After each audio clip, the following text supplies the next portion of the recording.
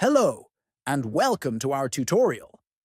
In this video, we'll show you how to change the latitude and longitude format in the Google Earth app on your mobile device. Whether you're a traveler, geographer, or just curious, first, open the Google Earth app on your phone. Next, tap on the profile icon located at the top right. Then, from the menu that appears, choose Settings. After that, scroll down until you find the Latitude-Longitude section. Finally, tap on it to choose your preferred coordinate format. Options typically include decimal degrees, degrees and decimal minutes, and degrees, minutes, and seconds.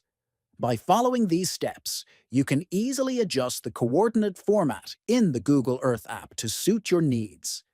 If you found this tutorial helpful, please consider subscribing to our channel, liking this video, and sharing it with others.